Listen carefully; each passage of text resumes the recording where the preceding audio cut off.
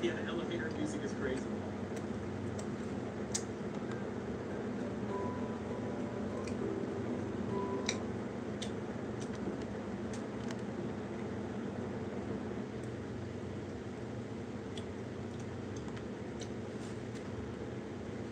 Walmart's 500 million items means that every day is a vacay, even if it's a steak cake. Wait, this is all Walmart. Are those my swim trunks? Yes, Bob, they are. Stop live translation. Me gustaría que le traiga una sombrilla, señor. Would you like me to bring you an umbrella, sir?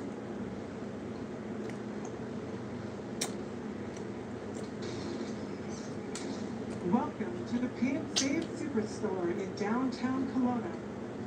In previous games, a space like this was limited to 3 shadow casters in view. With megalights, we now have hundreds of light sources, all casting shadows at 60 frames per second on Xbox Series X.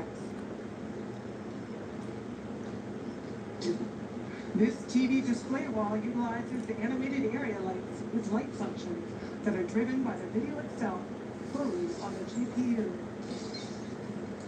They each cast eerie and unsettling dynamic shadows with soft penumbra across the scene. The Pay and Save is a great example of how we created environments with geometry collection destructible assets like this tiled pillar.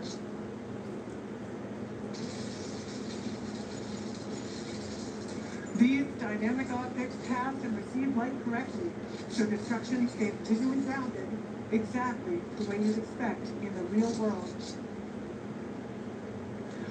Let's check out the freezer section. All these freezers have multiple area lights inside them to simulate that realistic lighting effect of the frozen food section of your local grocery store. During combat, bullets create a dynamic shatter point in the glass. When it shatters, all the pieces collide with the environment using hardware rate-based collisions with physically accurate translucent reflections.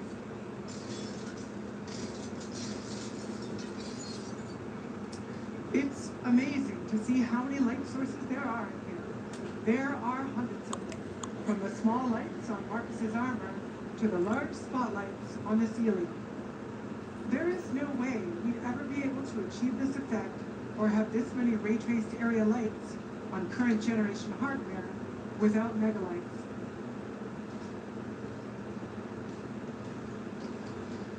A staple of the Gears franchise, E-holes are back in Gears of War E-Day. So let's open some up.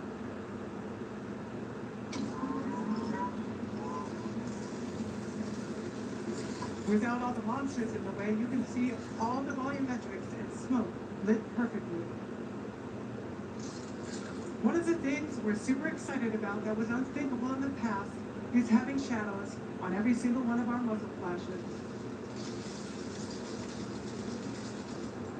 This is a really great improvement that adds to the dynamic combat of Gears with a more believable firing experience that puts you right in the middle of the action like never before.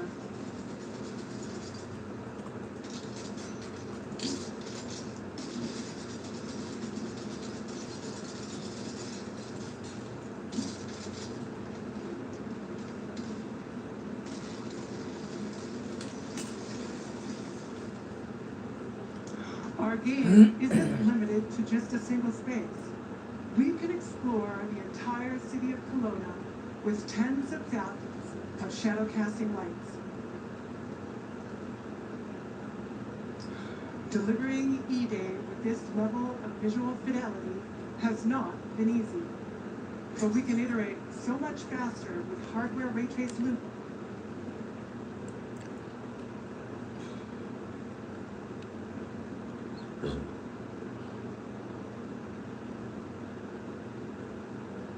This is somebody, when South at Midnight launched, many gamers, okay, pointed out, guys, should we start capitalizing gamers as like an identity group? Like Italians? Chinese? Americans, gamers.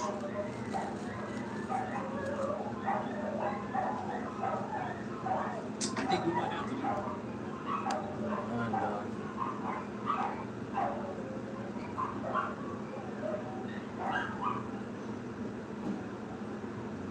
That shit annoying. Let's be honest. You already know you failed to hit more goals this year than you met. And you know that you're all... On a night covered with lightning, the day of awakening had arrived, and in the S-rank death layer, the oldest of existence,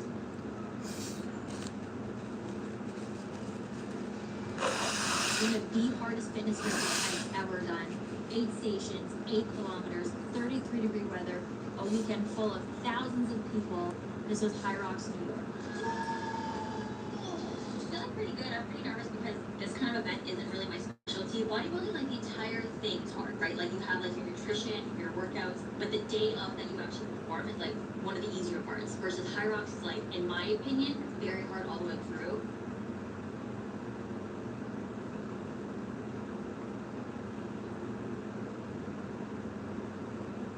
I do myself like that. Me? I mean, That's harsh. yeah.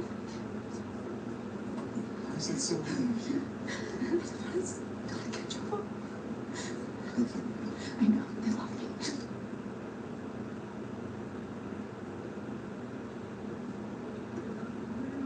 YouTube is basically literally pushing like small creators. And me myself, I'm a small creator. There's something I can watch.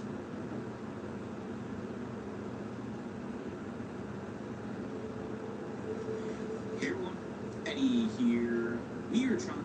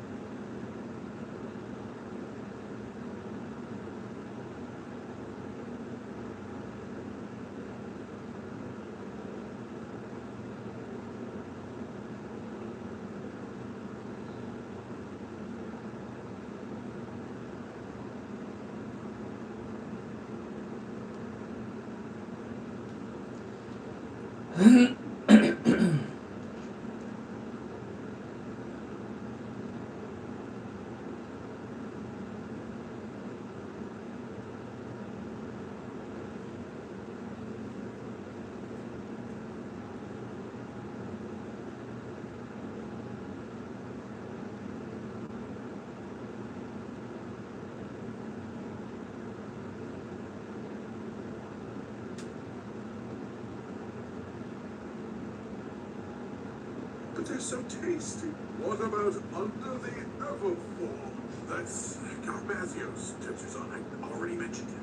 What about? No, not Arkfeld is not an elder. Ooh, what about the sun? The sun? Are you serious, Cotton? Okay, but also, ladies, gentlemen, and monsters. Live life your way with HMSA. FOMC meeting. To choose from top doctors and hospitals in your neighborhood, online, or around the world, keeping you healthy no matter where you are in life. HMSA. a simple statement. Each task force will serve an objective shared by everyone in the system, shared by everyone on that table that I sat with for the last couple of days.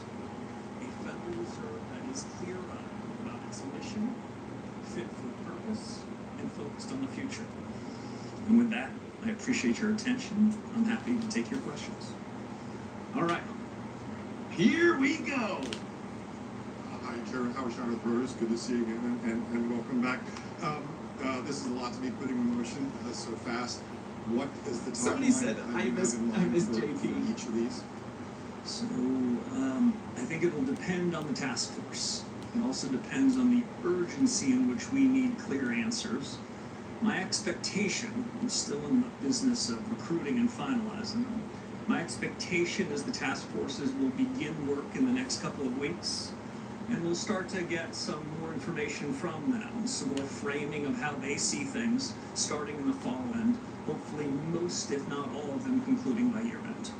And just specifically on the inflation framework, you talk about first principles. Does this include a review of the 2% target itself? You mentioned that things to the right of the decimal point don't matter. Should this be starting from a premise that 2% as a point estimate is too strict? Let me break that into two pieces. First, on the inflation framework review, their remit is what are the drivers of inflation? It's the Fed's responsibility for inflation. In part, how do we measure inflation? But that'll overlap with my data group. On the 2% inflation objective, that is the Federal Reserve's long-held objective of 2%. You've heard me say before, I tend to focus on the left of the decimal point. Well, the 2 is the left of the decimal point. For now, 0 is to the right. I see no reason until we have reestablished our commitment and ability to deliver on the 2% inflation objective to revisit that. So that'll be outside the scope of what we're taking on. Where's Mark Zuckerberg? Thank you so much, Police with the New York Times. You've in the past said that inflation is a choice, and in the policy statement, it includes this pledge to deliver price stability, as you reiterated today. But looking at the SEP, the bulk of your... That's exactly what we're going to do. In the Fed's review of its strategy over the last any number of years, in January, the Fed, including the strategy that we're still bound by, the Fed statement says that inflation is primarily determined by monetary policy. You bet it is. I've said for years inflation is a choice. You bet it is. And today I'm announcing that this committee unambiguously and unanimously have decided we are going to deliver on that. The rest of your questions sounded like an encouragement for me to give forward guidance. We dropped forward guidance. Some along the committee, I think, dropped it, I suspect, from our discussion the last couple of days, because they said at this moment in time, it doesn't feel as though providing forward guidance is right. Others have, I'd say, different views and think as a general proposition, forward guidance isn't a business we should be in. But that will be taken up by the Task Force on Communications and my policymaker colleagues. We're going to listen hard to what the experts say and make our own decision. Bumping. But I can't give any forward guidance about what we're going to do next. The good news is we'll be meeting in 6 weeks. So just following up, I guess, on the policy settings, then, I am curious how restrictive you think things are at the current moment, given the flow of data that we've seen and, forecasts that are coming down the pipeline. I've heard characterizations both inside and the Fed about that. I'll give you my own. It's uneven. If I look at the housing markets as one example, Fed policy isn't the single determinant of the state of the housing market. But broadly, I would say Fed policy appears to be somewhat restrictive. I would have a hard time managing to say those words if I were to see what's happening in financial markets. So I'd say it's uneven. That's perhaps a function of different transmission mechanisms of monetary policy, whether monetary policy is coming from our interest rate tool or our balance sheet tool. The good news, we have a task force on that too, and the balance sheet task force will be looking more at that subject. Back to the POC. You said you don't like forward guidance. You dropped it from the statement this time, but with the dot plot, 9 members suggested that they want the rate increase by the end of the year, and the markets have taken that as forward guidance. So what does this mean in terms of how you guide the markets and in terms of what the dot plot's future is? I'm going to have to give you the same answer I gave to Ms. Smith. We've got a task force for that. I'll give you a little bit more. I reviewed the dot plots, and when I saw the submissions, I noted that all the submissions were coming in with pencils, those kind of the big erasers. That's to say that I think my colleagues around the table, when they submitted their dots, understand the world is changing quite quickly. And they didn't feel bound by them 6 weeks from now or 6 days from now What's up, JJ? in the event that their circumstances change. I'll note a couple other things. What I heard around the table was, as they submitted their local forecasts, to be clear, this was more likely than not. This was more likely than their other scenarios. So I didn't hear tons of conviction. What I heard was kind of humility that I think we should have. I did not submit a dot. For me, it's not helpful in the conduct of policy. I suspect by year end, as I mentioned in my opening statements, there'll be a review about communications broadly, press conferences, dots, meetings and the like, transcripts, Being minutes. cautious. This will be part of that. I want to prejudge the outcomes there, but I'm pretty open-minded about what they could be. And I was just Seems incredibly positive. impressed over the last couple of days. My colleagues over the last 2 days, and frankly, over the first 3 weeks I've been here, they've been very open about changes. Change isn't easy. Change is filled with risk. But Positive. the number one goal is to get monetary policy right. The way to get monetary policy right is to deliver on the remit that Congress gave us, to deliver on price stability. And there was no disagreement on any of those points. At the risk of possibly getting the same answer about task forces, communications. Change. What's your Colleagues' feeling thoughts about on these task news forces? conferences? Are you going to continue one after every meeting? Do you think find them useful? What is the future? He's for interactive. Kevin Look at Bush? that. Look at his facial.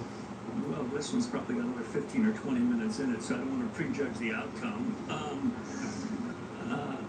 Press conferences can be a very useful way to communicate with households, businesses, and more broadly, through using the likes of you. I had a great old mentor named George Schultz, and his mantra was press conferences are useful, but when you have one, you want to make sure you have something important to say. Today, I think we have something important to say about our commitment to deliver on price stability, our commitment to rethink practices with an eye of moving the Fed forward, and to give you and the American people a sense that these aren't idle thoughts, these are concrete thoughts, that we're going to seek out the best minds, both the best thinking inside of the Federal Reserve, and the best people I know in business and economics and the academy and technology and the rest, to share their views. That's what we're going to be doing here, the pursuit of truth. I think we're going to come up with some new and interesting things. We made some changes today. I expect more changes to come. And some of those might well be worthy of a press conference. Speaking of riddles, Hi, Christopher Gaber at Associated Press. Thanks for taking our questions. Could you give us a sense of how you see inflation grow in the long term? I know you may not be able to comment on the ups and downs, but is this mainly driven by energy prices in the Iran war at this point, or do you have any concerns about underlying inflation pressures in the economy? Thank you. So I can't do much better than the committee just did, so let me restate it. Inflation remains elevated relative to the committee's 2% goal, in part reflecting supply shocks that have driven price increases in certain sectors, including energy. The paragraph goes on to say, but to be clear, the Fed will deliver price stability. My own judgment is the committee spent quite a bit of time, not just in 2 days, but over iterations of a couple of weeks. That's what we're prepared to say about inflation, but the commitment to deliver is strong, unanimous, and unambiguous. And that's, I think, an important message. We've missed for 5 years, and we're going to fix that. Well, great. And just on the data task force and everything else, I mean, generally speaking, I think people feel the Fed looks at everything already. Certainly, that was the sense from before. is there data that you feel is not given enough weight? I mean, you mentioned the trend to mean in the past, but again, that's well known to certainly most Fed members. So what is that task force looking at, and what might be the, I mean, I know you don't want to prejudge the outcome, but are there examples of data that you expect might be given more weight? Thank you. So you're answering my question, so let me say I don't want to prejudge the outcome. I also don't want to say too much about what they're going to do because I still have a phone call or two to make before I've nailed down the people that are doing that. I'm interested in what the outside experts' view is on the subject. I'll say this, Jim. Most of the data that central bankers and other government officials in the United States consume come with old-fashioned survey methods, a national accounts of what the U.S. economy looks like. It looks very little like the U.S. economy in 2026. Survey methods that don't have response rates that we need, asking questions that might have been quite applicable a generation ago that are less applicable now. So even inside of official statistics, I would be open-minded if the task force and our own best thinking had recommendations how those official statistics can be brought up to a standard of our time using new analytic methods. I'll also say this, almost every private company CEO that's running his or her business are doing so with real-time information that isn't subject to much revision. That is telling them what just happened at that very moment. As you know, there are normal, long and variable lags in the conduct of monetary policy. What we're really interested in is what's happening right now. What we're less interested in is echoes of history. You're hearing from my answer that some of the data that we receive, that we're waiting on, the first Friday after the month of payroll index or something else, that might be an echo of history that's quite useful on its third revision. We need to take those error bounds down because we have to make decisions in real time. I'm really open-minded that there is a lot of new data sources that we can learn from the private sector, from reforms in the official sector, and new analytic techniques that are far more refined than asking a simple question about whether something was poor or not. Thanks, welcome, Mr. Chairman. Edward with Fox Business. So if you don't give a lot of ongoing forward guidance, won't the markets have more volatility, and should Americans have more access to what you're thinking going forward? So I think financial markets perform best when they react to incoming data. I think the financial markets work less efficiently when they ask a question, how will the Federal Reserve react to that incoming information? The more that markets are paying attention to what's happening in the real economy, deciding what's good data and what's less good data, the more financial markets can price what they believe is the most likely and what are the tail risks. Financial market prices are probably the most important source of information to guide central bankers.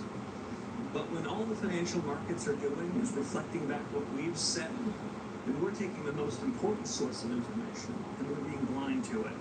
I'd like us to create a system where those blinders come off, where markets are following data that they efficiently think is reliable, and we'll be watching data, we'll be watching data, we'll come with better information through market prices to us, we can make more informed decisions. We'll ultimately deliver that I said at the outset, deliver on the price stability objective that Congress told us to do, and we've got to get in the business of doing it. Yeah, if I could take you into the meeting a little bit, it's your first meeting, the board members seem fairly hawkish when you listen to, in general, when you listen to what they're saying. Was there any discussion of a rate cut going forward today? Just like Powell. There was one proposal. Backwards riddles. Boring. Backwards riddles. Discussion of any other proposals. The discussion on that proposal, I would say, was quite limited. The group was unanimous and unambiguous on it. It has been the practice of this central bank and others to have a range of alternatives. Today we had one. I thought it furthered discussion, deepened it, and made it clear what we needed to do and how we needed to deliver. I wouldn't prejudge what happens in the future, but there was only one big subject for us. We took it on. We had a good family fight on it for a couple of days, and we ended up, I think, in a better place.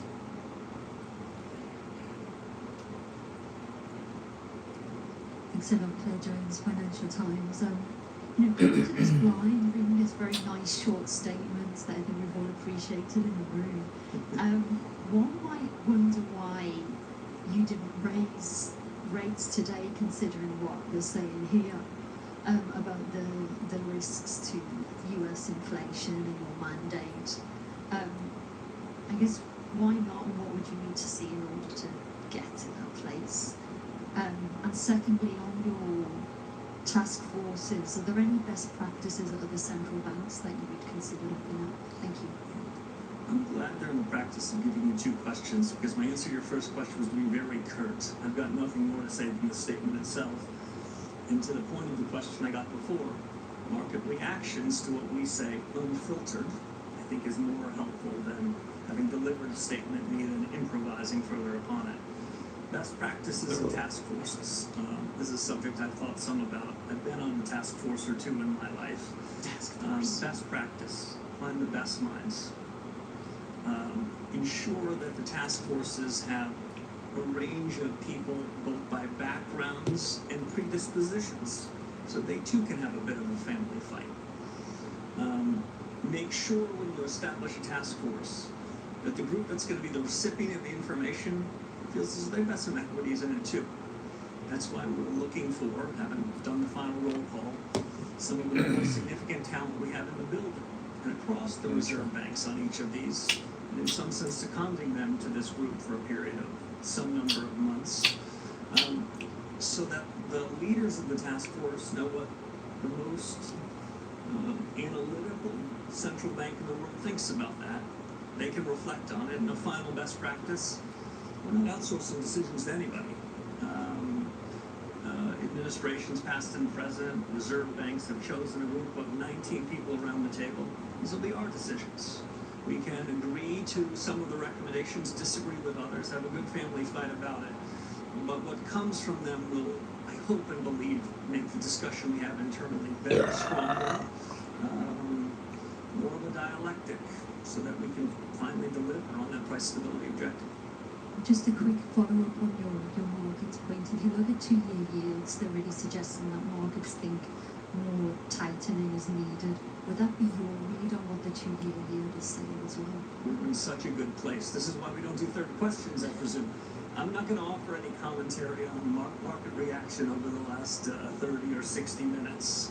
What we've given markets is a new chapter for the central bank, some fresh thinking.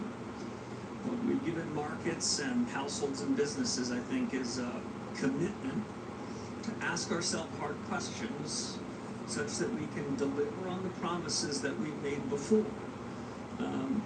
This is a lot of change for financial markets to digest. I wouldn't be particularly intrigued by how they reacted in the first several minutes or even the first several days. What I think is most important is that financial markets, and at least Riddles, new households beginnings, and businesses know that the central bank new will highs, deliver new lows, same spiel.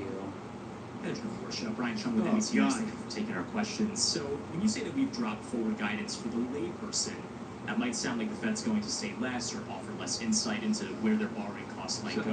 So, for the person that maybe you might run into at the grocery store, where the price tags are rising at a faster pace than their wages at the moment, how would you explain it to them? I don't know, task force might be the answer there, but how would you kind of communicate this era, this chapter of the Fed?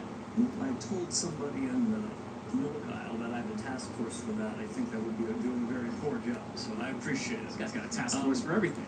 If I saw somebody in the grocery store, what I would say to them is that we cannot have a very significant effect on particular prices. The price of oil in the markets today, or even the price of a dozen eggs, that does not have first-order consequences to what we're doing. But we do have a really important job there. It's to make sure that those changes in oil or beef or eggs or milk don't broaden the economy, don't have second and third order effects. That's our job. That's our commitment. That's our capability. We're going to deliver on it. And then is the Fed's relationship with the Treasury also under review? There's the normal breakfast meetings with the Treasury Secretary. Is that something you intend to continue doing? And have you had conversations with the President? What's up, guys? The President, I don't What's up, have Jay? anything for you. What's up, birds? With respect to the Treasury Secretary, he has been posting pictures of our breakfast, so I don't think I can deny that. The long tradition at the central bank is that the Fed chairman and the Treasury Secretary meet weekly. I think we've pulled off 3 of those so far. I believe he's overseas this week, so this will be the exception to the rule. I think they're very useful discussions. The central bank's objectives and our roles and responsibilities are quite delineated from the fiscal authorities. And in my view, monetary policy is independent in the conduct of what we do. That doesn't mean we're not interested in what's happening with the fiscal authorities. The way I think about it is this central bank needs to have a wide lens, but a narrow remit. We need to be quite interested in what's happening in the markets. I won't be breaking any news here to suggest I'm quite interested in what's happening in the Middle East. That does have some effect on our day job. It doesn't mean it's our responsibility, but I think we're going to keep a wide lens, and my meetings with Secretary Besson to this point have helped widen that aperture. So we're aware of things that could affect our day job, even if it isn't. Just random words. Steve Leisman, CNBC. Mr. Chair, thank you. Mr. Chairman, thank you for taking my question. You had said in the before you became the chairman that you thought productivity was a reason why the Federal Reserve could lower interest rates. Do you still believe that to be the case? So the committee had a discussion of productivity today. AI came up. The way I thought about it before and socialized with the group is that artificial intelligence, the latest generation of general purpose technology, is perhaps as important a change in the economy and business and households that we've had in my adult lifetime. It is filled with both a huge opportunity and with risks. I take both of those very seriously. You may have heard me say before that AI is shorthand perhaps for American ingenuity. That doesn't mean that it's going to be easy. That certainly doesn't mean it's not going to be disruptive. But over the long term, my conviction, and I heard quite a bit of support for this around the committee today, is the United States is a winner as we go down this. The United States is ultimately going to be better off in that.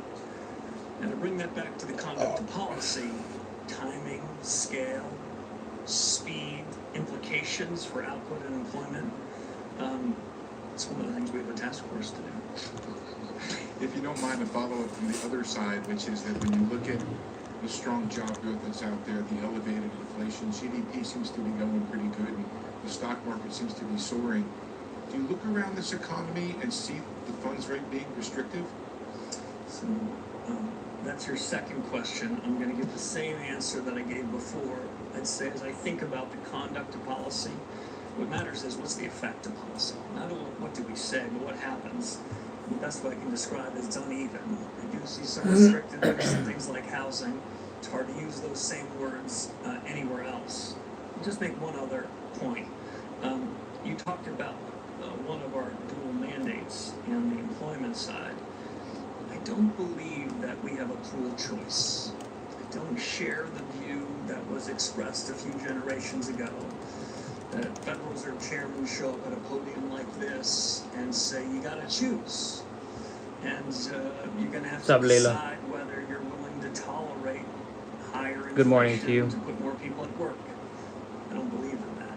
What I believe is if we do our job, we can make strong growth, low prices, and strong employment mutually compatible. And so what you heard from the committee today is we've got some work to do on this price stability front. Thank you, Nick Timros with Wall Street Journal. Chairman Morse, you've said repeatedly credibility. What's up, Anthony? There's Zuckerberg, baby. Come on. Here you go. Requires delivering. The move would be to tighten, or at least to threaten to. Now, you didn't do that today. Why not? What up, Anthony? That judgment you expressed was not expressed by any of the 19 people around the table. We'll be meeting in 6 weeks. We'll take up the issue again. And if I could ask about AI, the build-out is generating enormous demand right now, CapEx, data centers, power. The productivity payoff may be further out. So in your judgment today, is AI adding more to demand or to supply? It's a good question. He's going to answer that. At the central bank and an economics profession, what we spend most of our time doing is counting demand. It's easier. We can see it, we can count it, we can check it, we can revise it. What we do, though, is we infer supply. You'll notice in the second paragraph of what one of your colleagues described as a very short statement, we have a sentence on the demand side and a sentence about the same length on the supply side. They're both important. Just because we can count one better than the other doesn't mean we're going to favor one more than the other. With respect to AI and the growth of data centers and infrastructure around it, we're counting the demand side, and it is no doubt showing up in GDP figures. We can be less certain when we infer the timing and extent of the growth in the supply side. It may well be an intuition the supply side is going to expand, but it'll take longer. I'm watching the FOMC meeting, and I'm getting some work done on the MacBook. Says the only thing we know about economics is that there's a supply line and a demand line they ultimately cross. When they cross and what are the implications for policy?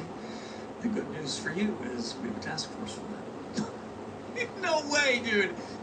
He's doing that as a joke. Thanks, Mr. Chairman. It sounded like on the task force on Yeah. data that you were looking at overhauling The new Fed chair just his first meeting government minds the going on right Is that now. your ambition? In a few words, much of this data gathering happens in other government agencies to which we owe a tremendous amount of respect, tremendous amount of deference. But if in the course of this we come up with recommendations, which Fed staff have already begun to develop, about things that they could be doing to help inform us as policymakers, we're not going to hesitate. Again, I don't want to try to delineate the four corners of the research of the task force on data, but I do think there will be a review of official statistics. Striker, you read my mind, As bro. important of you Should have been. bringing the best practices from the private sector and new analytical tools made possible by AI, so we can forge these into a fabric that gives us better real-time information. So as I mentioned before, when we're making decisions that we'd say are real contemporaneous data, not data that we call contemporaneous. It's really an echo of history. Okay. Thanks. The other question I wanted to ask is related to the building renovations. Are you considering any changes to the renovations, the projects, just in light of the fact that they became kind of a political football in the last year? I heard something about that. I don't think I'm breaking any news, but my view is that you show up at a new institution, you should go meet with the Inspector General, just as a matter of good practice. It's a practice that I hope to continue. I've had one meeting with the Inspector General, and he told me what I believe the world knows, which he'll be coming out with a report on the building and the building projects at some point later this summer. I'll be interested in reading the report. From my perspective, with a forward-looking glance, is there anything that we can be doing or should be doing from this moment until the completion of the project to do what we can to be good stewards of taxpayer money and make sure that we're delivering on the promises that we made. Some more work to do. You might not be surprised in the first few weeks. I've been somewhat preoccupied on other matters, but I promised it to get to the full breadth of the Fed's tasks in the weeks ahead.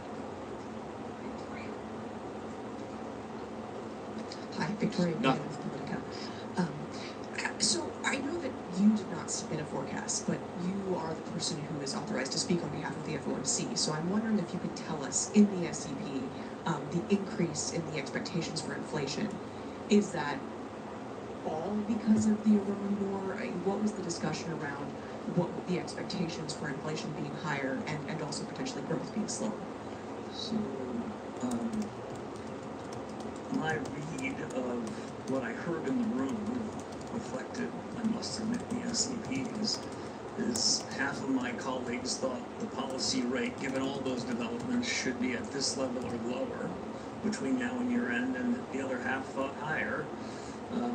That 19th voter was me, and I didn't submit one. There's a range of views on the questions of first and second round effects, no resolution or conviction. But we'll be meeting again in 6 weeks. See what I think we're going to know more then, and I think that my colleagues are very attentive to incoming developments between now and then. And can I just quick follow up on the SCP? You said that you're still encouraging your fellow committee members to submit forecasts even if they're not doing it. So what do you think is the benefit of them doing it even if you don't? That's the commitment that the FOMC made, and it's a commitment that I hope we live up to. The commitment we made was to deliver price stability. I expect us to live up to it. By the time we get to the end of this year, as I mentioned, I wouldn't be surprised if there was a new communications framework, there were some changes to the SCP. That's a committee discussion, a robust discussion. I think we'll have it. I believe we're going to come to a better mix of communications to deliver on what we promised, but I wouldn't want to prejudge what those are. But between now and then, I would continue to expect colleagues to submit their SCPs. Some of them believe that the practice is currently structured is okay, but I heard a lot of interest in real reform, generally about all these topics. You didn't ask it, but I'll answer. It was a pretty gracious couple of days, and it's been a pretty warm few weeks. The institution wants to figure out how we can do better. The institution's going back to first principles. And I'm encouraged that what we've done in the statement, what we're thinking about doing with respect to the SCP, that instinct towards a new chapter is a real one. And by the end of the year, I hope we can put some points on the board, both in form and in substance of delivery. Those dudes trained in, they're all trained in like backward speak. Your views. Could you guide us through, please, some of the principles that guide your own reaction functions? And tell us a little bit about the kind of conditions that you think when the Fed should respond. It's going to be a very unsatisfactory answer to the final question. The Federal Reserve has a lot of responsibilities, not just in monetary policy, but in supervision and regulation, consumer affairs and payments. My own view is our credibility comes from delivering on what we're saying we're going to do across everything we do. I've devoted more time in my first 3 weeks to monetary policy than all those things. But the more we deliver on our promises as good supervisors and good regulators, the more benefit we get, the more credibility enhancement we have in monetary policy. When we deliver on our price stability objectives, which we will, the American people will feel as though the hardships that they've been living through in part because of inflation the last 5 years are in the rear view mirror. And that credibility will have dividends across what we do. And the institution will come to press conferences like this, always with an impetus to reform, always with an impetus to do better. But we're going to put some points on the board. Labor data in recent months, how would you sum up the labor market right now? You see it as stable and potentially a source of inflation? Thank you. Yeah, so the committee, if I were to try to capture how the committee thought about it, the committee thought that the labor markets were stable. There were some people around the committee who thought that it was trending better than that. Trends matter more than data points.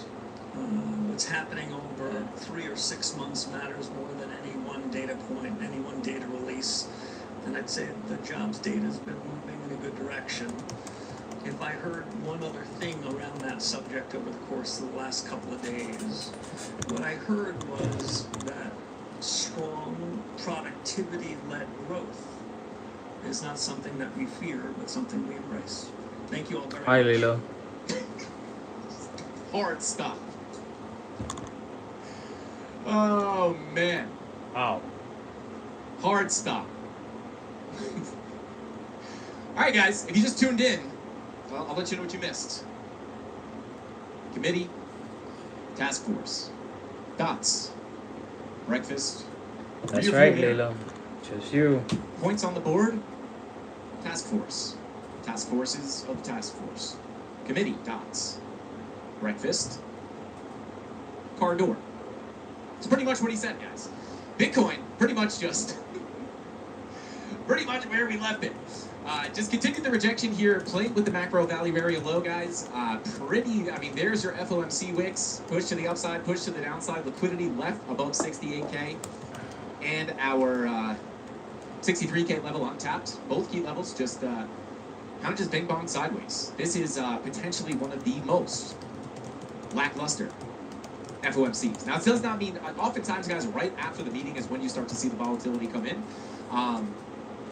But yeah, not too much. Thanks for the hearts, buddy. It was Thank you, Layla. interesting to hear a new Fed chair's word salad. You guys have me cracking up in the chat, man. Someone said my mom acts as my task force when she makes me dinner.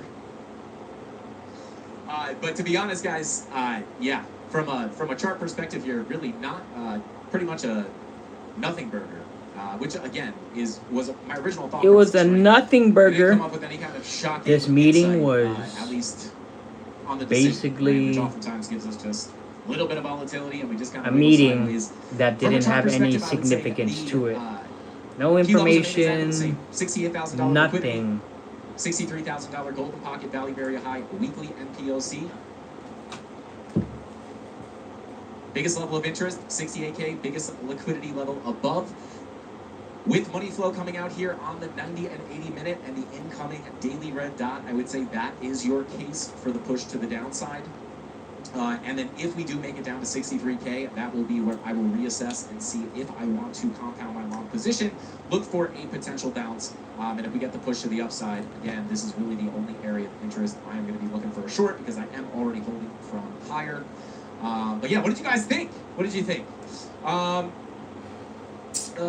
Shout out to Mark, said, hello, Frankie. How can I do my charts like you have it? I'm a new trader about a month, and it's too hard and too interesting when I'm watching you. Shout out to Mark. Dude, check out the beginner series on the YouTube channel.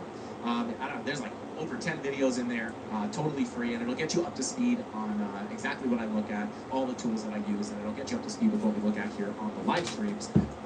Shout out to Crypto Guy. Thank you for the super chat. Said, go power task force. Go power task force. The power of task force compels you. Be gone, demon. Shout out to Crypto Guy. Yeah, I mean, just typical FOMC word vomit, guys. You know, I am not a macro economist. I just look at the charts, and I personally see this playing out just like every other FOMC live stream that we watch with Mr. Powell. Some people saying I missed JP, which is hilarious because everybody hates him. It's like, I kind of missed that guy now. But yeah, Task Force Halloween costume this year. Shout out to Crypto. That's not a bad idea. That's not a bad idea.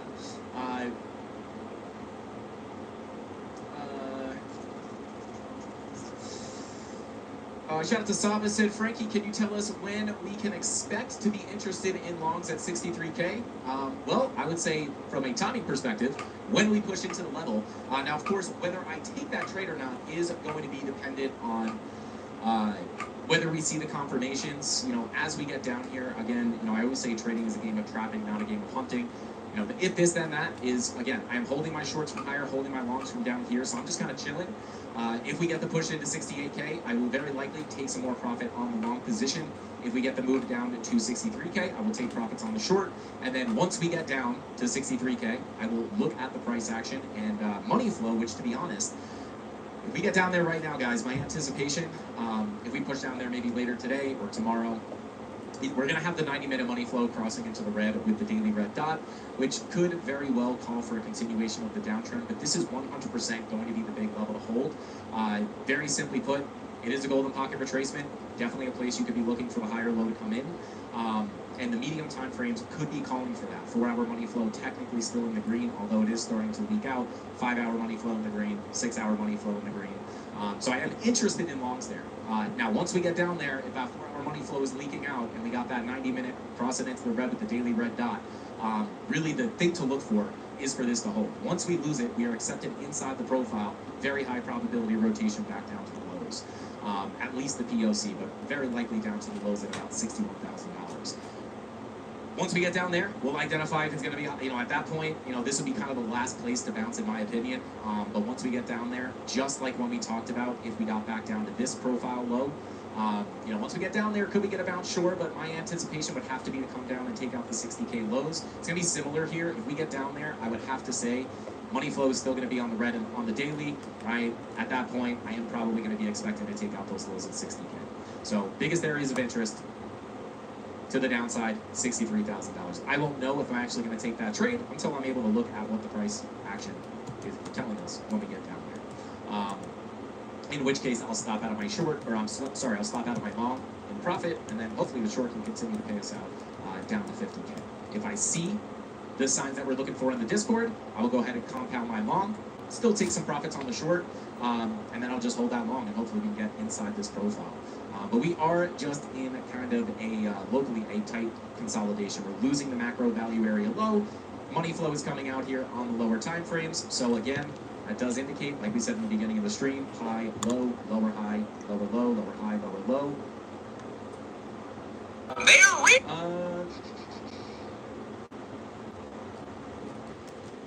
Come on. Come on.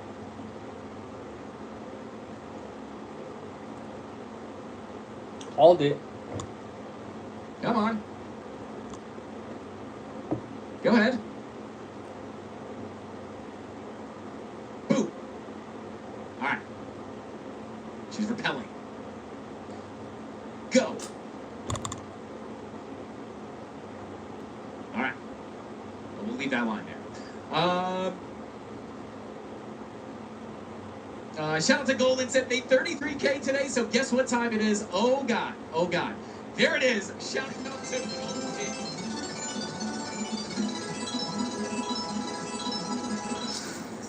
Shout out to Golden, giving the 50 Frankie Kendall's memberships. Here come the green names, baby. Here come the green names. Let's go. Thank you so much, Golden. Were you short? Did you long? What did you do? Let us know. Shout out to Golden, let's go. Make sure you have your settings on YouTube allowing you to accept gifted memberships. Spam those golden emojis in the chat. The GOAT has gifted the Mafia with those memberships. I appreciate you so much, Golden. Nice trade. I don't know if it was a long, if it was a short, or what it was. But I appreciate you so much, and I know the Mafia does as well. But right now, guys, we will see. I will check back in with you tomorrow. Watch the, again, 90-minute money flow. Crossing into the red. We'll see if we can get the continuation of the downtrend. And finally... Thanks, bro, for the update.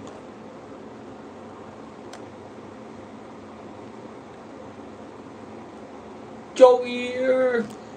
Hey, what's going on, everyone? Joe here. And today we are jumping back into the world of... Oh my God.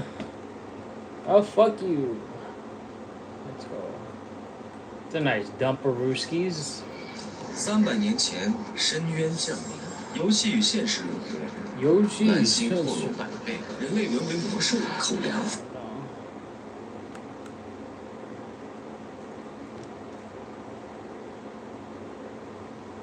Tara didn't actually race to a new lifetime best in that 100-meter hurdle, so she's getting some well-deserved rest before that long jump as we transition without the hurdles to the Satva men's 100 and the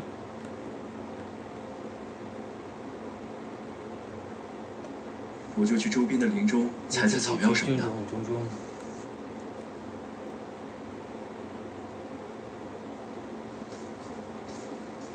Yeah, super armor for sure. Like, look at him, bro. He's just legit super armoring and just.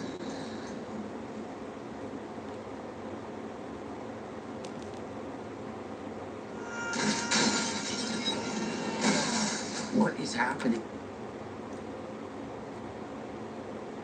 The story begins with a destroyed city and a warning being broadcast over the radio, informing that several Class 4 monsters, known as Beltos, appeared at the Sedamon intersection, and, at that moment, the team of the Spearmaster Gamsanghu, Class 2, is heading into battle. Beltos are in the city, and the Lancer is face to face with a huge monster. However, Choose 5, 7, or $9 bots now with the Shredded Beef dipping time.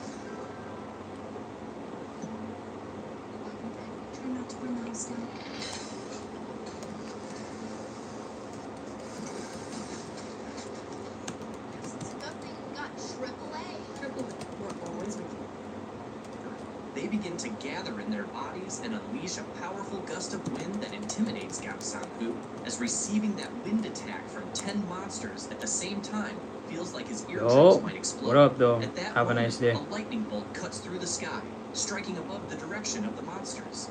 The Lancer is confused by what he It's is cracking, bro. as a flash simply appeared out of nowhere, and in the same instant, the heads of all the monsters were cut off. The Lancer watches this without understanding what happened, as all What you up the to today? in front of him were Have a nice eliminated day. at the same time.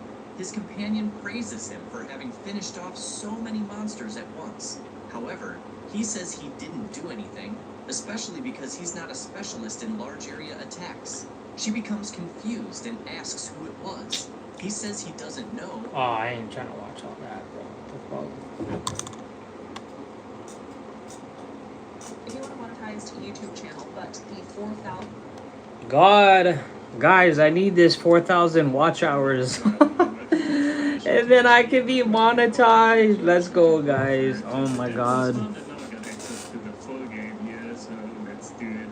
Incoming call. You take it, we take it. Crash King. If you reach the garage where you will be working, excellent. We are happy to provide new partners with money-making opportunities, even partners like you. What do you mean? Where are all the people? Privacy is our company's top priority, and you will be working alone. Let me remind you of the terms of our trash franchise. We provide you with a garage to work at, plus trash and access to clients.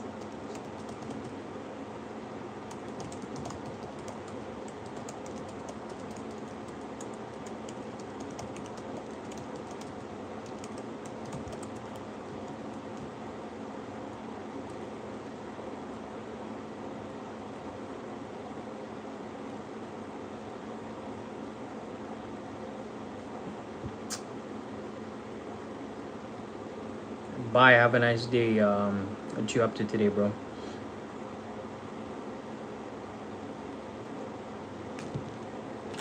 Fuck, I'm trying to find something to watch on YouTube while I'm doing my my work right now on top of the MacBook. It's annoying because I gotta stream. I gotta get this in every day, and then God.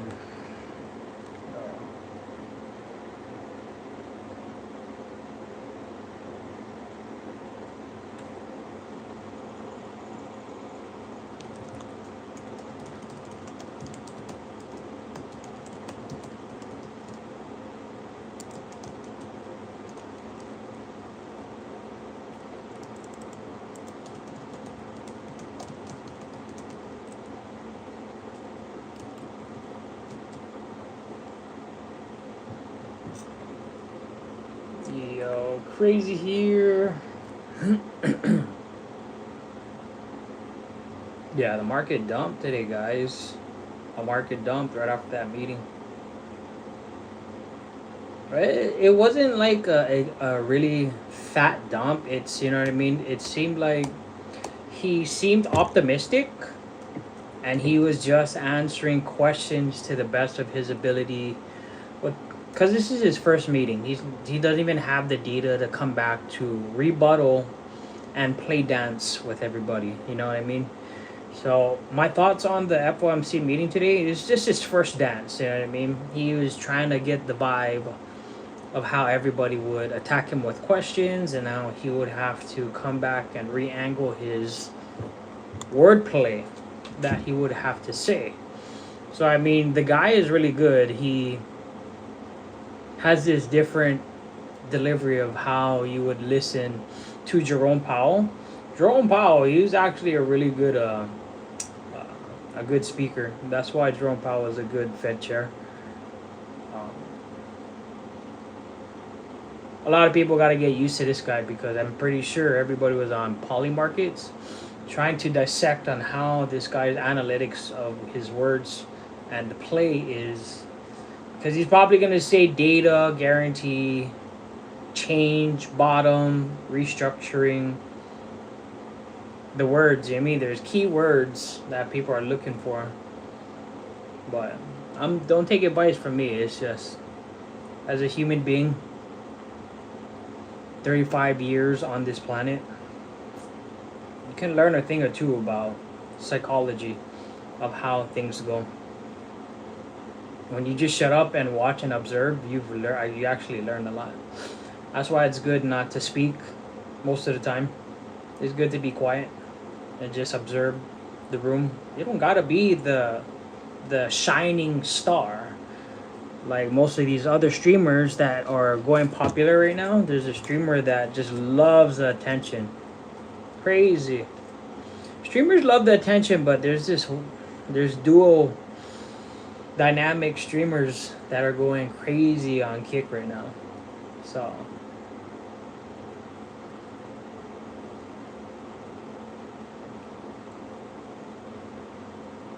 but YouTube the best though, you know what I mean? That's why we're on top of here.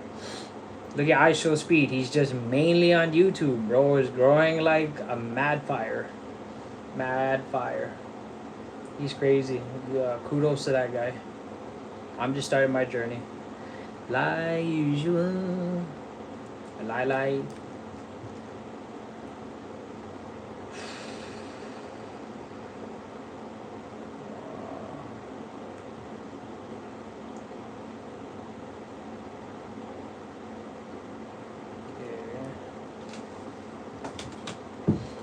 Don't give me that, I just want. Don't give me that, you just want. Put you in a zone.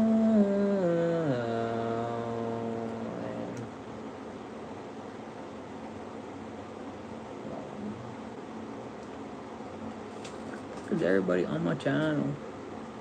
KrazyNo. Random.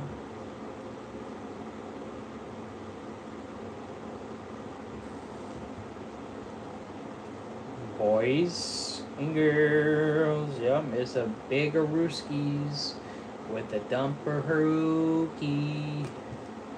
Let's put that over there. Let's do this.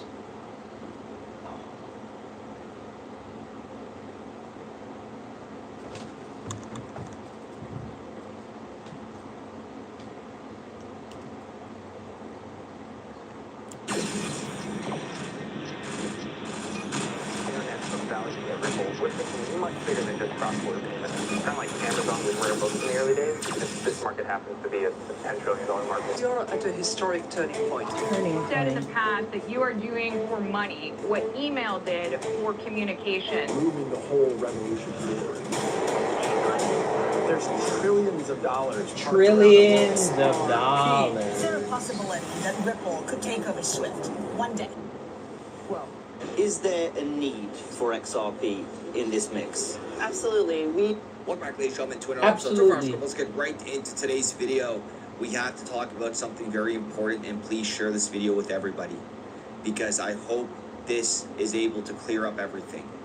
XRP is going to be a very valuable asset, and if you guys overlook this, that's okay. Right now, we have the opportunity to accumulate a $100 asset for $1.20. I know it sounds crazy, but let me tell you, it is very real. I cannot stress that enough. And in today's video, you're gonna hear a montage that I put together, and it is just absolutely disgusting, okay? After you hear this, you guys haven't heard it. You guys have not heard this together all at once. That is Daniel Eden from the BIS, David Schwartz, Bitwise, Mr. Hogan, and it is just crazy. It is just crazy. It'll pop up within the 4-minute mark of this video. And you heard David, Monica Long in the beginning, right? Absolutely. And we're pretty much piggybacking this off the whole stable coins, you know, are going to wreck XRP. Is XRP going to have a real use case? Well, after you're done watching this video, I'm telling you right now, if things don't click to you, I don't understand. I really don't understand, because this video is tailored to the stupidest, smartest people out there. I cannot put this video in better format with industry leaders telling you the end game and what is being designed behind the scenes, okay? So take a listen to this and let me know what you guys think in the comments down below, because this is just absolutely crazy. Here's the problem no one is talking about. Stablecoins don't settle themselves. They're pegged value, but they can't jump across chains, across borders, or across jurisdictions without help.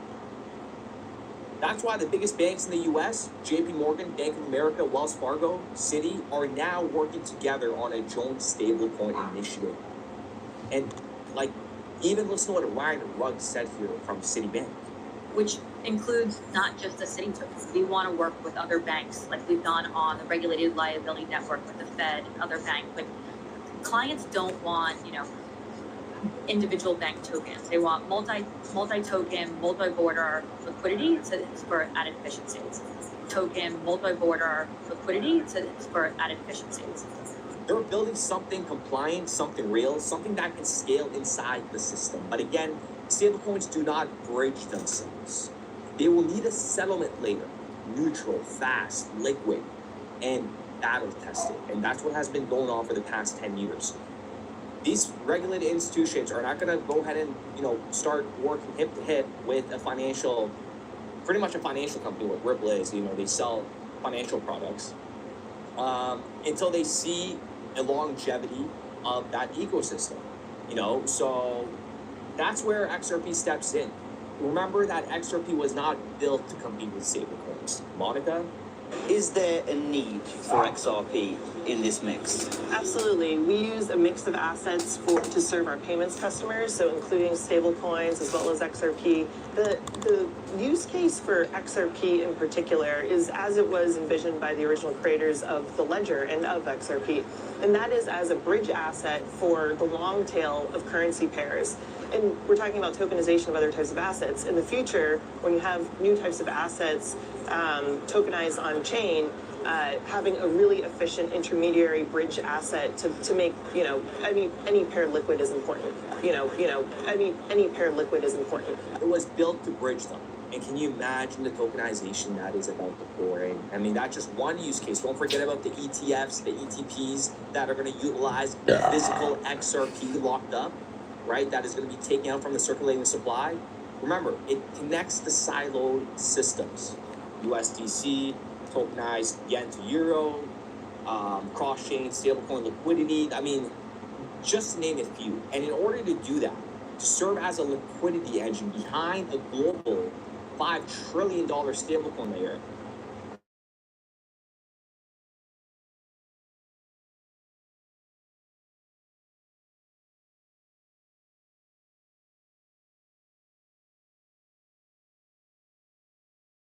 if we pool all of our liquidity into one type of currency. And the earliest sort of financial infrastructure vision for the XRP ledger was to have deep pools of liquidity that anybody could contribute to and draw off. Because there simply often isn't enough liquidity there. And when I say liquidity, what I mean is depth of the market. It means that if I want to now send, 100 Swiss francs, maybe I'll find 100 Swiss francs for euros, for pounds. Maybe I'll find a counterparty. But if I'm going to send 100 million, I may not find a counterparty. So there isn't enough liquidity, maybe, between Swiss francs and pounds for me to send $100 million every day. But there may be more liquidity if we pool all of our liquidity into one type of currency. And I think when you do that, you really can easily arrive at XRP as this bridge asset between this enormous web of differentiated liquidity that's all sort of meeting together almost on an intermediated peer-to-peer basis. So the idea was that people were using different stable coins, or they were using different tokenized real-world assets. We may not have it quite that crisp back then, but the idea was that there would need to be some sort of a neutral asset that was jurisdictionless, that everybody could hold, whose value could be well understood, that could provide sort of deep pools of liquidity. Okay? It needs depth.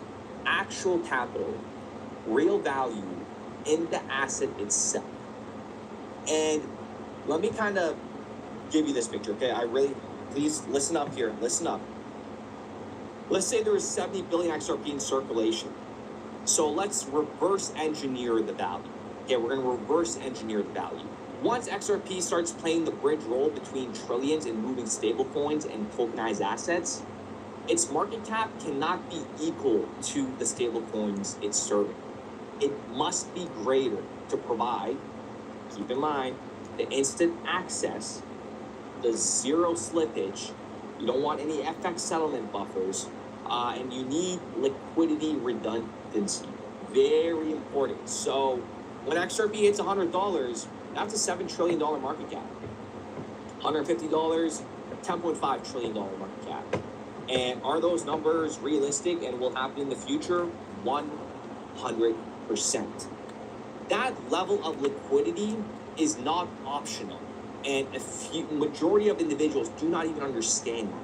One is the technical dimension, so how we manage to get a system that speaks in a certain cryptographic language to speak with another that speaks another slightly different language. So that is one level of complexity. We need to get the technologies to speak to each other. The messaging element is fundamental. The second dimension, which is much more complicated to solve, so that one, the first one was the easy one, okay? And there is a lot of money that is being put in terms of trying to solve these technical issues of interoperability. Now, the second one is more complicated. It has to do with liquidity. So imagine that you have a pair of currencies for which there is not a complementary demand. You need to go and search for a third-party currency in order to make this settlement actually happen. And this really complicates things, so we need to put pieces of technology that can make more efficiency this use of liquidity so that more transactions can be settled. The level of liquidity is not optional. It's the only way to absorb trillions in global stablecoin flows without breaking the system. Banks don't move trillions without redundancy. You don't settle 10 billion trades using an asset with a $50 billion market cap. Okay? Let that settle in for a moment, okay? Let that settle in. You don't settle a $10 billion trades using an asset with a 50 billion cap. And you need massive liquidity. And XRP's market cap must reflect the size of the system it supports. And this is why $100 XRP is not a wild price prediction. It is a requirement. And when XRP becomes the foundation for this tokenized cross-border 24/7 global economy, something that we have never seen before, then $100 XRP is the floor price, Karen. It's the floor price. Remember, XRP is not mooning because of its hype. It's not waiting for a tweet from Donald Trump. I mean, a lot of them actually kind of waiting. You gotta understand, it is sitting under everything, quietly, waiting for the switch to flip. And that switch, it's called regulatory clarity. It's bank adoption, it's stablecoins at scale, and we're now seeing all three align in real time. And I know it sounds crazy to some of you, but we've never seen anything like this before. You know, this isn't a bull run. This isn't a hype cycle. This is a rebuild. We're about to see the rebuild of the global financial system. And XRP is going to be at the core of it. And most people can't wrap their heads around it. And I get it. But let me leave you with this. When the financial world starts settling, $5 trillion in digital money, the bridge asset cannot be small. It must be scalable. It must be liquid, and it must be trusted to hold it all together. That asset is XRP. But remember, we are in a speculative ecosystem right now. For example, if we look at right now, Tether obviously is the biggest by market cap, right? In this internet of like this new financial system that's being developed, what do you think people are looking for? Well, I think, look, in an early stage market, which is sort of dominated by like offshore unregulated exchanges, and it's mostly about speculating on different things, that's one thing. Okay. The internet financial system is clearly about actual economic activity. So if we want this to be useful, it has to be about actual economic activity. Okay. Economic $100 activity. XRP minimum. Liquidity. Because if not, the system, The market needs liquidity. it's not going to work. And you guys all know, Chainlink, Hedera, XDC, Axelar, Ondo, all serve different use cases. So with that being said, ladies and gentlemen, I We really need hope you guys enjoyed liquidity. this episode. I mean, we laid out some facts.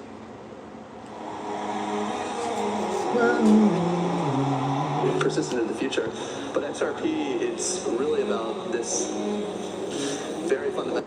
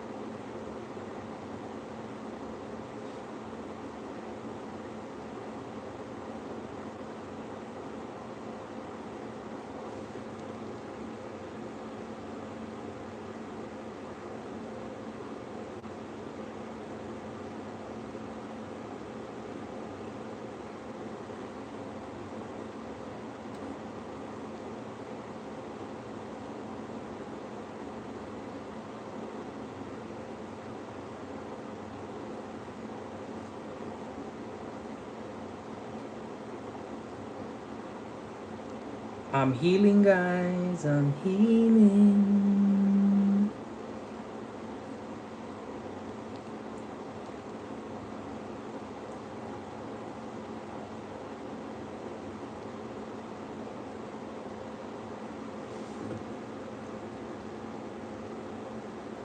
Hey, yo. What? Hold up. Wait a minute.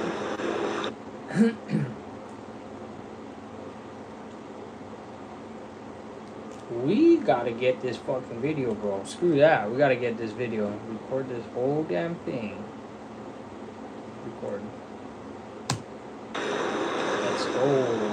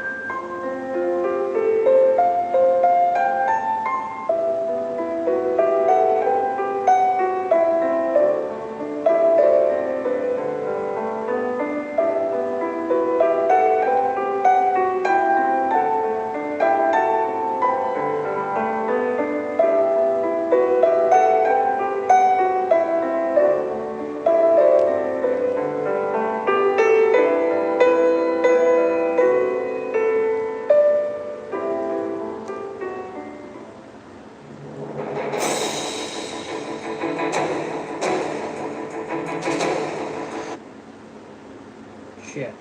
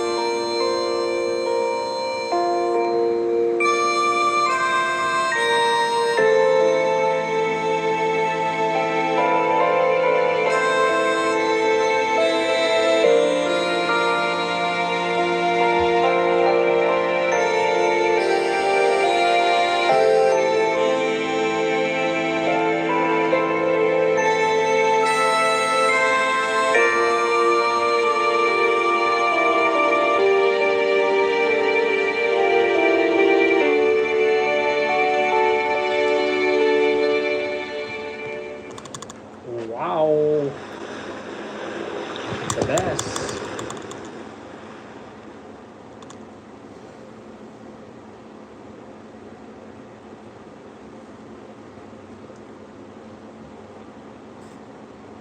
Octopath Traveler.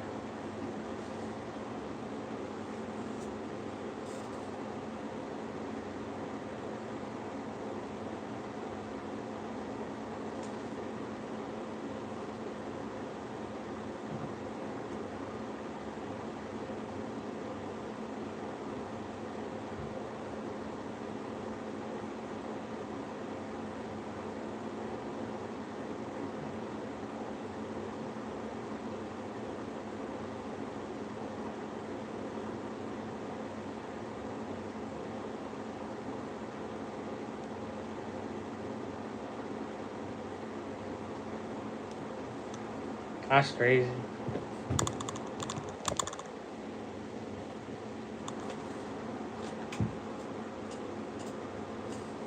Yeah.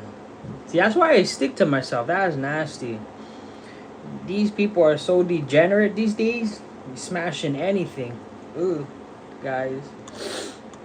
Guys. Da, da, da, da,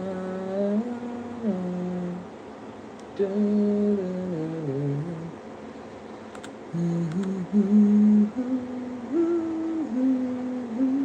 a night covered with lightning, the day of awakening had arrived, and in the S-rank death lair, the oldest of existences, the first Bro is S-rank in dungeon shape appeared on the though. Blue Star. Hey guys, welcome back to the vlog. Do you know where we are right now? We got beautiful weather. We are in Morocco, Rabat, to be precise. I haven't been here in like 3 years, I think, so, you know, first time in a while, so I'm excited for this Diamond League. Just coming from Xiamen Diamond League, you know, had some 100 meters out of China, and I had a pretty good opener, and then the last race, you know, we had a little mistake, but,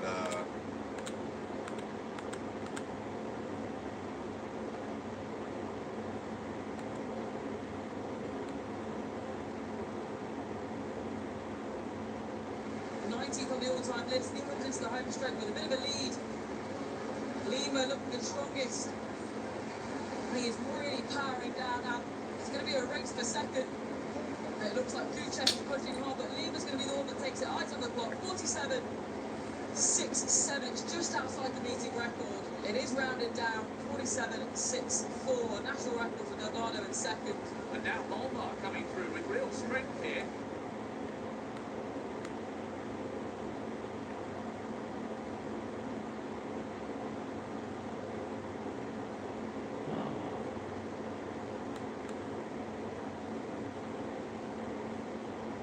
On a night covered with lightning,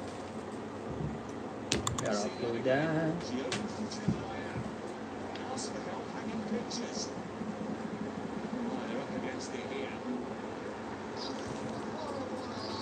Be honest with you.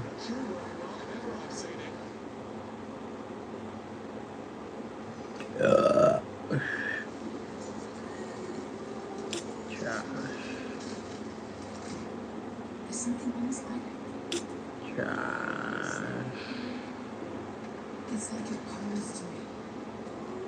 Or this one, yeah, sure. Crimson. S-rank dungeon appeared on the Blue Star, and for decades, the Death Lair remained unconquered. Countless powerful warriors met their deaths there, but this time, Su Ming challenged the Death Lair alone and slew the strongest god-level aberrant beast. However, the people who were also there wanted Su Ming to stop clinging to life and hand over the divine artifact. One of the guys calls Su Ming the god of massacre and warns that his luck has run out. Another guy emphasizes that because Su Ming is a hero of humanity, they will give him a quick death, and that he should just say where he hid the divine artifact. Su Ming grips his sword and, while releasing power, comments that he never imagined everyone there would ambush him at the exact moment he cleared the dungeon, just to steal the divine artifact.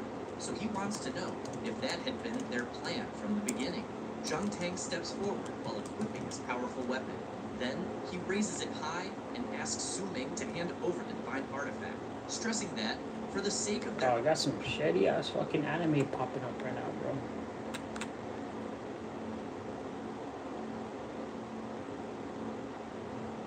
Yeah, definitely not a free game. I don't know what the price is gonna be. I just know it's not gonna be free.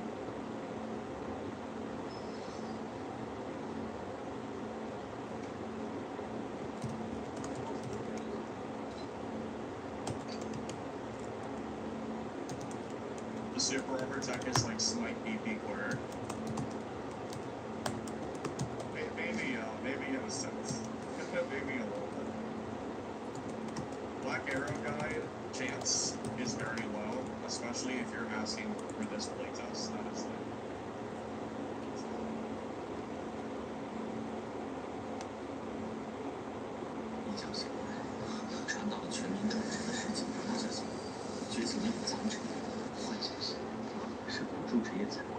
检测到新组私有职业为彩绘师，系统正在绑定中。绑定成功，职业自动进阶为神魔师。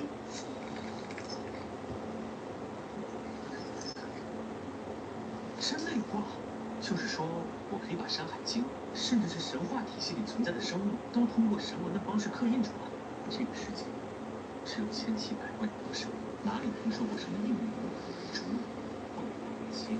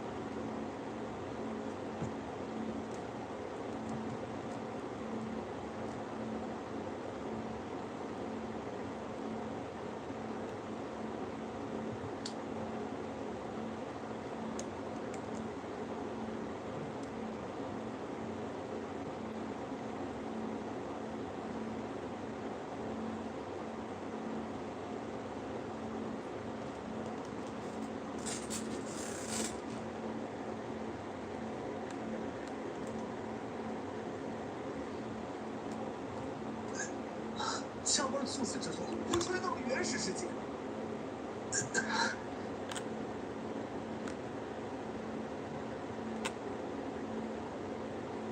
Your body will thank you, okay?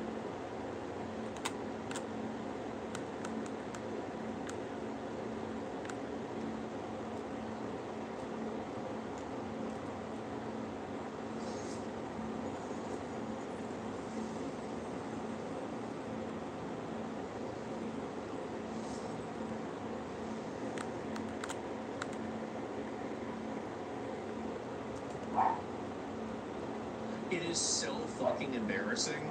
I don't know why people allow this to happen. It's crazy. On June 18, 2021, officers responded.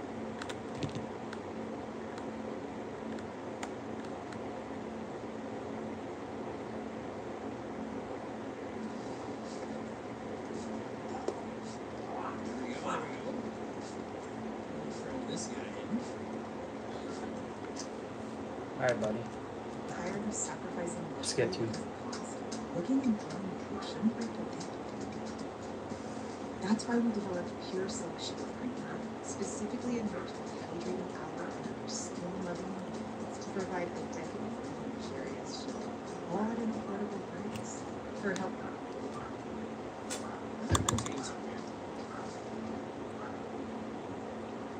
Why is it rotating on like a weird solar axis thing? What's the deal or something? Whatever, I don't care. Okay. Alright, cool. Let's throw some stuff on. That fuel's pretty nice, but those more than that. And the furnace pretty early on after getting the base problem. My little man just got his first bee sting and he's taking it like a champ. Nice. Good.